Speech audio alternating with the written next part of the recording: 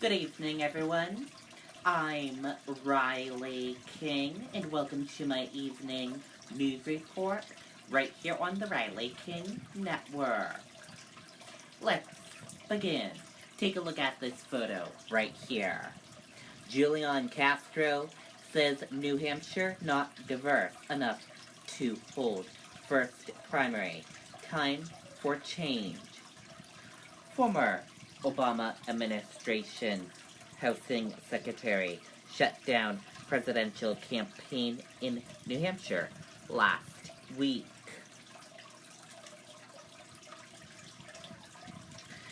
After rarely campaigning in New Hampshire in recent months and then shutting down his campaign operation in the Granite State, Democratic presidential candidate Julian Castro is now calling for the state's presidential primary to lose its leadoff role in the nomination process.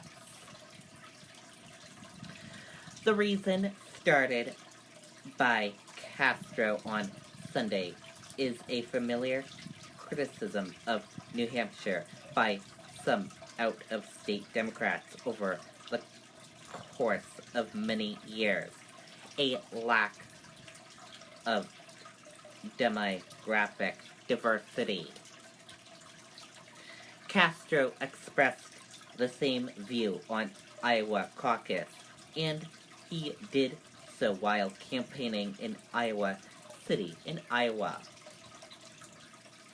Castro campaigned fairly often in New Hampshire early in the year, but then, unable to gain traction, visited less and less frequently during the summer.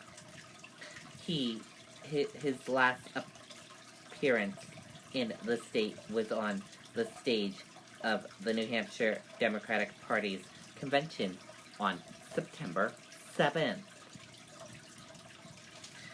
Last Tuesday, WMUR confirmed that Castro's national campaign was laying off its New Hampshire staff, which the campaign said was between 5 and 10 people. Campaign staffers in South Carolina, other early voting states, were also laid off, as the campaign said it would focus on other two early voting states, Iowa and Nevada. Earlier Sunday, Castro made an appearance on MSNBC talk program and said that New Hampshire and Iowa are not reflective of the United States as a whole, certainly not reflective of the Democratic Party, and I believe that other states should have their chance.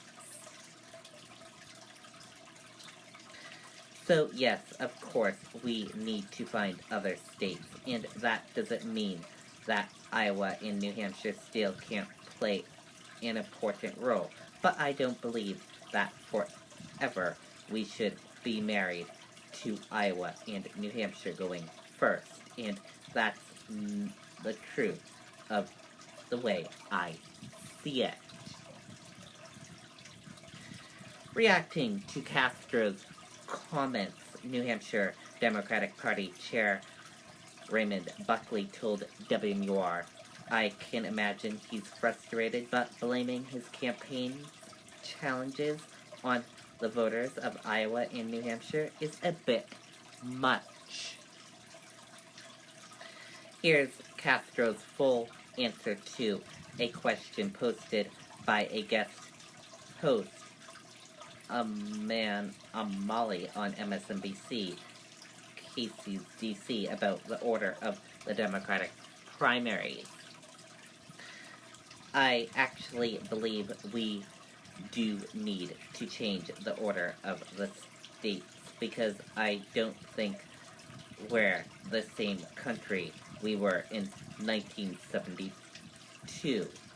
That's when Iowa first held its caucus first, and by the time we have the next presidential election in 2024, it'll have been more than 50 years since 19 1872. Our country's changed a lot in 50 years. The Democratic Party changed a lot. What I really appreciate about Iowans and the folks in New Hampshire is that they take this process very seriously. They vet the candidates. They show up at town halls. They give people a good hearing. At the same time, demographically, it's not reflective of the United States as a whole. Certainly not reflective of the Democratic Party, and I believe that other states should have their chances.